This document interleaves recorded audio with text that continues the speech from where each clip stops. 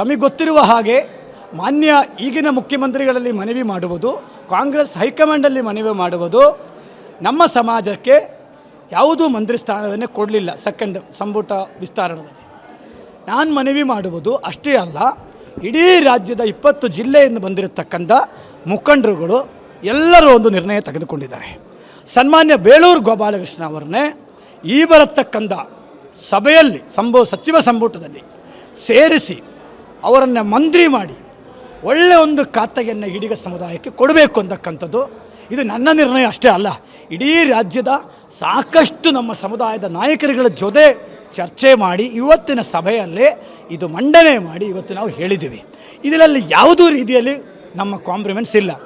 ಸನ್ಮಾನ್ಯ BK ಹರಿಪ್ರಸಾದ್ ಅವರನ್ನ OBC ಅಡಿಯಲ್ಲಿ ಅವರಿಗೆ KPCC ಅಧ್ಯಕ್ಷ ಸ್ಥಾನವನ್ನು ಕೊಟ್ಟಿದ್ದಾರೆ, ಸ್ವಾಗತವನ್ನು ಮಾಡುತ್ತೇನೆ. ಜೊತೆ ಹಿಂದಿನ BJP ಸರ್ಕಾರ ಇದ್ದಾಗ 2 ಮಂತ್ರಿ ಸ್ಥಾನವನ್ನು ಕೊಟ್ಟಿದ್ದರು. ಹಾಗೆ ಇದರಲ್ಲಿಯೂ ಕೂಡ ನಮಗೆ 2 ಮಂತ್ರಿ ಸ್ಥಾನ ಕೊಡಬೇಕು, ಆದರೆ ಇಲ್ಲಿವರೆಗೆ ಕೊಟ್ಟದ್ದು ಒಬ್ಬರಿಗೆ ಕೊಟ್ಟಿದ್ದಾರೆ.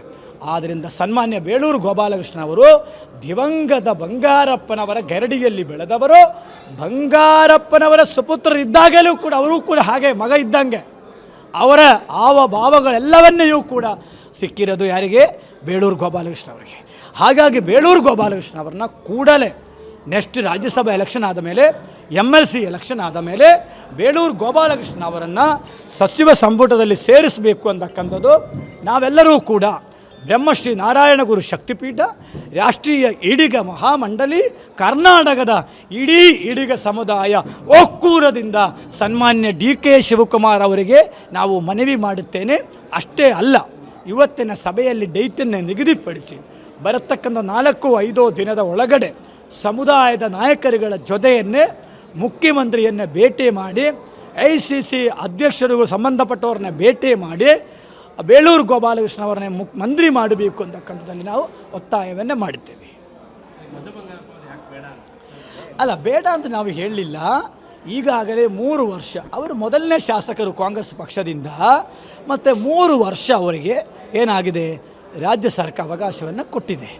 ಆದರೆ ಈ 3 ವರ್ಷದಲ್ಲಿ ಸಮುದಾಯದ ಪರವಾಗಿ ಮಧು ಬಂಗಾರಪ್ಪನವರ ಧ್ವನಿ ಯಾವ ಮಟ್ಟದಲ್ಲಿ ಇದ್ದರು ಅಂತಕ್ಕಂಥದ್ದು ನಾವೆಲ್ಲರೂ ಗಮನಿಸಬೇಕಾಗತ್ತೆ. ಒಂದು ವೇಳೆ ಒಂದು ಸಣ್ಣ ಧ್ವನಿಯಾಗಿ ಎತ್ತಿದರೆ ಒಂದು 5 ಲಕ್ಷ ರೂಪಾಯಿ ಇದರಲ್ಲಿ ಆದರೂ ಕೊಡಿಸ್ಬೋದಿತ್ತಲ್ಲ, ಅದು ಸಾಧ್ಯವಾಗಲಿಲ್ಲ. ವಿಧಾನಸಭೆಯಲ್ಲಿ ಎದ್ದು ನಿಂತು 3 ವರ್ಷದಲ್ಲಿ ಒಂದು ಸಮಯದಲ್ಲಿ ಕೂಡ ಮಾತನಾಡೋಕ್ಕಾಗಲಿಲ್ಲ, ಮಾತಾಡಿಲ್ಲ. ಸಾಕಷ್ಟು ಒತ್ತಡ ಇರ್ಬೋದು, ನಮ್ಗೆ ಗೊತ್ತಿಲ್ಲ. ಆದರೆ ಅವರು ಇವತ್ತು ನಮಗೆ ಬೇಡ ಅಂದಲ್ಲ, ಅವಕಾಶ 3 ಸಲ ಹಿರಿಯ ಶಾಸಕರು ಬೇಳೂರವರು, ಅದಕ್ಕೆ ಅವ್ರಿಗೆ ಕೊಡಿ ಅಂತಕ್ಕಂಥದ್ದು ನಮ್ಮ ಬೇಡಿಕೆ. ಯಾರಿಗೂ ಕೊಡಬಾರದು ಅಂತಕ್ಕಂಥದ್ದು ನಮ್ಮದು ಇಲ್ಲ.